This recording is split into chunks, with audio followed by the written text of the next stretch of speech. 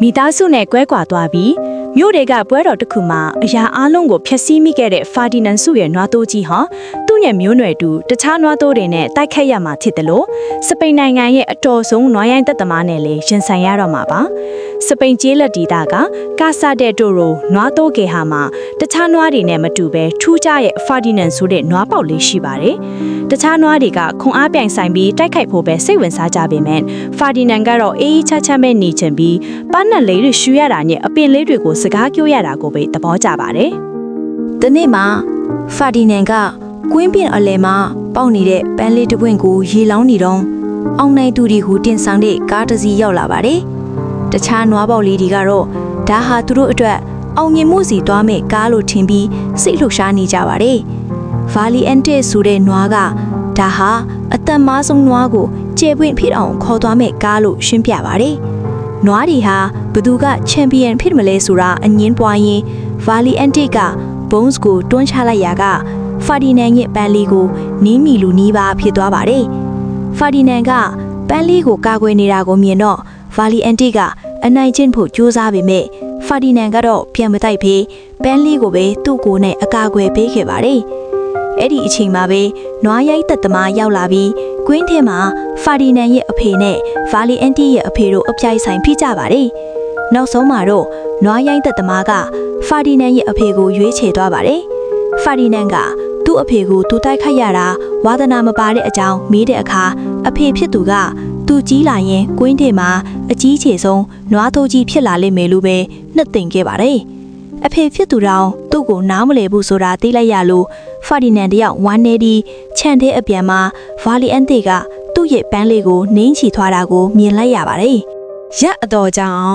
အဖေပြန်လာမယ့်ရက်ကိုစောင့်နေခဲ့ပြီမင်း။ကညမှာတော့နွားတင်တဲ့ကားဟာအလွတ်ကြီးပြန်ရုပ်လာတာကိုမြင်လိုက်ရပါတယ်။သူ့အဖေရှုံးနေသွားပြီဆိုတာသိလိုက်ရတယ်။ဖာဒီမန်ဟာကြောက်လန့်တကြားနဲ့ခါစားတဲ့တိုရိုကနေထွက်ပြေးခဲ့ပါတယ်။ယထာကစီးပေါ်ခုန်ကပ်ပြီးဝေးရာကိုထွက်ပြေးခဲ့ရကတောအုပ်တစ်ခုတည်းရောက်သွားပါတယ်။အဲ့ဒီမှာနီနာဆိုတဲ့ကောင်မလေးနဲ့တွေ့ဆုံခဲ့ပါတယ်။နီနာကလည်းပန်းတွေကိုချစ်တတ်သူဖြစ်လို့သူတို့နေအောင်တငယ်ချင်းတွေဖြစ်သွားကြပါတယ်။နှစ်တီကြာလာတဲ့အခါဖာဒီနန်ဟာအေယာမနွားတိုးကြီးဖြစ်လာပေမဲ့စစ်သားကတော့နူးညံ့နေတော့ပါပဲ။တနေ့မှာတော့နီနာရဲ့အဖေကဖာဒီနန်ကိုအရွယ်အစားကြီးတော့လို့ຫນွေဦးပွဲတော်ကိုခေါ်မသွားနိုင်ဘူးလို့ပြောပါတယ်။ဒါပေမဲ့ဖာဒီနန်ကတော့နောက်ကနေခိုးလိုက်သွားမိပါတယ်။ပွဲတော်ထဲမှာပြောင်းတော့ခံလိုက်ရလို့နာကျင်မှုကြောင့်ဖာဒီနန်တယောက်ယူးသွတ်သလိုမျိုးရှောက်ပြေးဟင်းပရန်ပရာတွေဖြစ်ကုန်ပါတယ်။လူတွေကသူ့ကိုရန်လိုတဲ့နွားလို့ထင်သွားကြပြီးတရိษံထိန်ထိန်ကြီးအဖွဲ့ကသူ့ကိုဖမ်းဆီးက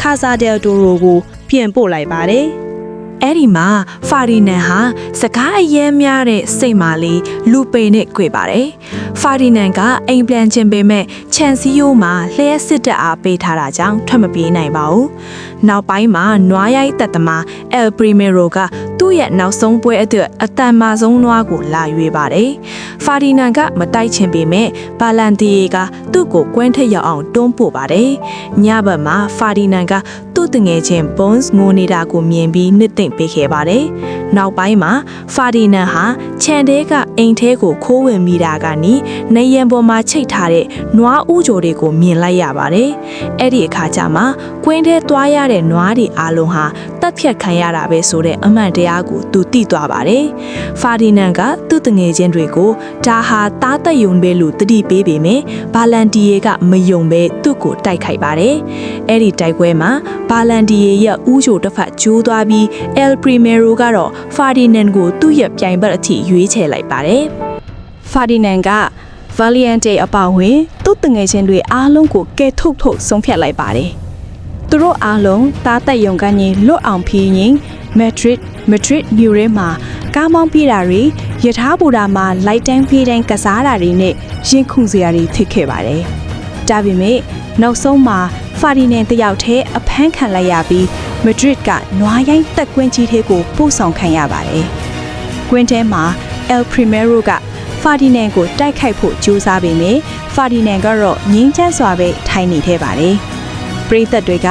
ဖာဒီနန်ရဲ့နူးညံ့မှုကိုမြင်ပြီးသူ့ကိုမတတ်ဖို့တောင်းဆိုကြပါတယ်။နောက်ဆုံးမှာတော့ El Primero ကသူ့ကိုလွှတ်ပေးလိုက်ရပါတယ်။နီနာကွင်းထဲကိုပြေးဝင်လာပြီးဖာဒီနန်ကိုပွေ့ဖက်လိုက်ပါတယ်။နောက်ဆုံးမှာတော့ဖာဒီနန်နဲ့သူ့ရဲ့နွားတငယ်ချင်းတွေ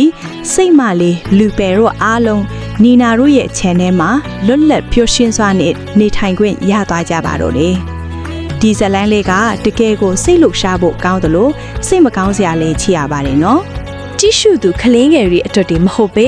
လူကြီးတွေအတွက်ပါတန်ဖိုးရှိတဲ့ဘဝသင်ခန်းစာတစ်ခုကိုပေးသွားပါတယ်။အဓိကပေးခြင်းတဲ့သတင်းစကားကတော့